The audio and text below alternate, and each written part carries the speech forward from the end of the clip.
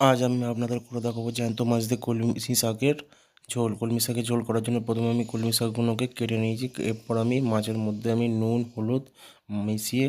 এরপর আমি কড়ার মধ্যে সর্ষের তেল দিয়ে এবার এক এক করে মাছ আমি কড়ার মধ্যে ছেড়ে দিয়ে মাছগুলোকে ভালোভাবে ভেজে এক এক করে আমি তুলে রাখলাম ভালোভাবে। এবার ভাজার পর এরপর আমি কড়ার মধ্যে আলুগুলো কাটাগুলো দিয়ে দিলাম, দিয়ে ওটাকে ভালোভাবে লাল করে ভেজে আমি তুলে রাখলাম। এরপর কড়ার মধ্যে দিলাম গোটা জিরে, কাঁচা লঙ্কা, পেঁয়াজ কুচো,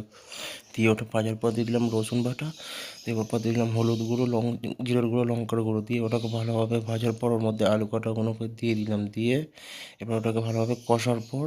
এবার আমি কলমি শাক কাটাগুলোকে ওর মধ্যে দিয়ে এবার ওর মধ্যে নুন দিয়ে ওটাকে ভালোভাবে কষার পর ওটাকে একটু বেশি করে জল দিয়ে দিলাম, জল দিয়ে ওটাকে ঢাকনা আটকে আমি সিদ্ধ করে যখন দিলাম ফুটে উঠেছে, এরপর আমি মাছগুলোকে ওর মধ্যে দিয়ে ভালোভাবে নেড়ে চেড়ে ফোটাবার পর ওটাকে আমি নামিয়ে নিলাম।